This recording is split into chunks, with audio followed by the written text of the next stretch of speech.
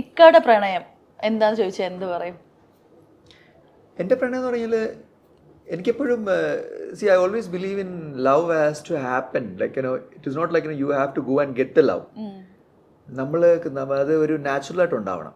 ഒരാളെ നമ്മൾ പരിചയപ്പെടുകയോ നമ്മൾ ഒരു ഫ്രണ്ട്ഷിപ്പ് ആവുകയോ ചെയ്യുമ്പം അത് നാച്ചുറലായിട്ട് ഉണ്ടാകുന്നതാണ് റിയൽ പ്രണയം എന്ന് പറയുന്നത്. അല്ലാതെ പ്രണയം നമുക്ക് ഒരിക്കലും ഫേക്ക് ചെയ്യാൻ പറ്റും. Real love is always like it has to happen naturally. അത് നമുക്ക് കറക്റ്റായിട്ട് കമ്പാറ്റബിൾ ആയിട്ടുള്ള ആൾക്കാരെ നമുക്ക് കിട്ടണം ലൈഫിൽ. അത് കിട്ടുന്നത് ഇറ്റ് ഇസ് യുവർ ലക്ക്. ചില പ്രണയം ചിലപ്പം ലോങ് ലാസ്റ്റിംഗ് ആയിരിക്കും, ചില ഷോർട്ട് പീരീഡ് കൊണ്ട് തീരാം.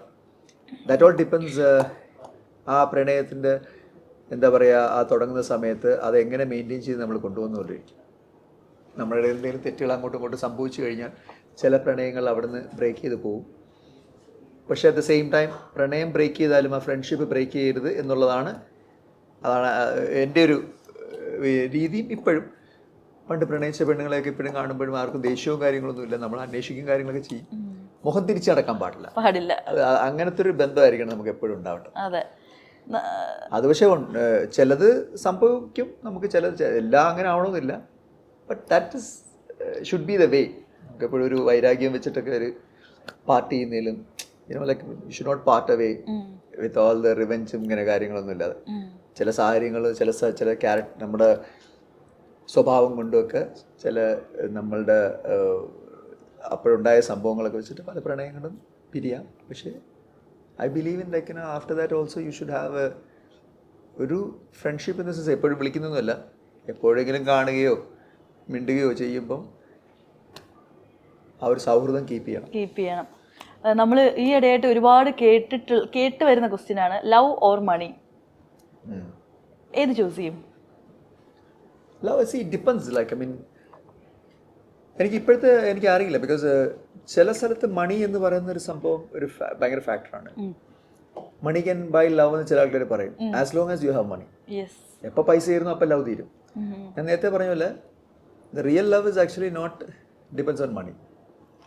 നമുക്കൊരാളോട് തോന്നുന്ന ഇഷ്ടമാണ്, അയാൾ എന്താണോ what ever he's, whether he's poor or is എന്താ പറയുക, ആൾക്ക് പല നെഗറ്റീവ് സൈഡും കാണും, പോസിറ്റീവ് സൈഡ് കാണും.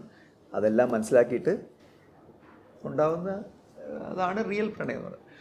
പക്ഷെ money is actually some people they get in to love people who have got money, പൈസ ഉള്ളവർ. ചിലത് തിരിച്ചു ആവാം. പക്ഷേ ഈ പറഞ്ഞ പോലെ real love is not money for sure. അതാണ് എൻ്റെ ഒരു നിലപാട് അല്ലെങ്കിൽ ഒരു വിശ്വാസം. ഇപ്പോ ഇക്കാനെ എന്താ പറയാ സ്നേഹിച്ച് പറ്റിക്കാൻ പറ്റുമോ? ലൈക്ക് ഇക്കാടെ ഒരു വീക്ക് പോയിന്റ് എന്ന് പറഞ്ഞു കഴിഞ്ഞാൽ ആളുകളെ അമിതമായിട്ട് സ്നേഹിക്കുന്നതാണോ? എനിക്ക് സത്യം പറഞ്ഞാൽ എനിക്ക് ആളുകളോട് നമുക്ക് ഇഷ്ടപ്പെട്ടെടുത്ത് നമുക്ക് സ്നേഹം വരും. പക്ഷേ ചില സമയത്ത് നമുക്കത് ഭയങ്കര ഓപ്പണായിട്ട് കാണിക്കാൻ പറ്റാത്ത സിറ്റുവേഷൻ വരും. നമ്മളെപ്പോഴും ഇങ്ങനെ സ്നേഹം, പക്ഷെ ഉള്ളിൽ സ്നേഹം കാണും. നമ്മൾ പ്രവൃത്തിയിലാണ് സ്നേഹം നമ്മൾ കാണിക്കാന്ന് പറയുന്നത്. നമ്മളെപ്പോഴും ഐ ലവ് യു എന്ന് പറയുന്നതിലുള്ളതല്ല. പറ്റിക്കാൻ പറ്റുമെന്ന് വെച്ച് കഴിഞ്ഞാൽ തീർച്ചയായിട്ടും എനിക്കൊന്ന് സ്നേഹം കൊണ്ട് ആരെയും പറ്റിക്കാന്ന് എനിക്ക് തോന്നുന്നത്. നമ്മൾ പറ്റിക്കുക എന്ന് പറയുന്ന സെൻസ് ലൈക്ക് ഈ ഫേക്ക് പ്രണയമാണോ ഉദ്ദേശിക്കുന്നത്? അല്ല, പലരും നമ്മളെ സ്നേഹം കാണിച്ച് നമ്മുടെ വിശ്വാസം എടുത്തിട്ട് പിന്നെ ചതിക്കപ്പെടും. റിയൽ ലവ് ഡെഫിനറ്റ്ലി ചെയ്യില്ല. That is A fake love. അപ്പൊ അത് ഫേക്ക് ലവിൽ ആർക്കും ആരെയും പറ്റിക്കാം. ആർക്കും നമ്മളൊക്കെ വിചാരിക്കും നമ്മൾ ഭയങ്കര ബുദ്ധിമാനാണെന്ന്.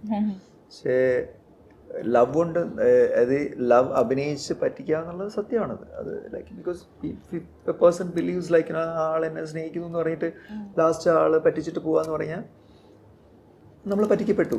നമ്മൾ എത്ര വലിയ ബുദ്ധിമാനാണെങ്കിലും സ്നേഹം കൊണ്ട് കീഴടക്കാൻ പറ്റും ഒരാളെ. അതിൽ തീർച്ചയായിട്ടും പറ്റിക്കാൻ പറ്റും. ലൈഫിൽ ഇക്കായ്ക്ക് ഇപ്പം നോക്കുകയാണെങ്കിൽ ലൈഫിൽ ഇക്ക കണ്ട ഏറ്റവും വലിയ ഇക്കയുടെ സക്സസ് എന്തായിരിക്കും? എനിക്ക് എന്തെങ്കിലുമൊക്കെ പ്രോബ്ലംസും ഒക്കെ ഒരുപാട്, because everybody will have problem. ഞാൻ എല്ലാ പ്രോബ്ലത്തിനെയും ഒരു പരിധി വിട്ട് ഞാൻ തലയിൽ എടുക്കാറില്ല.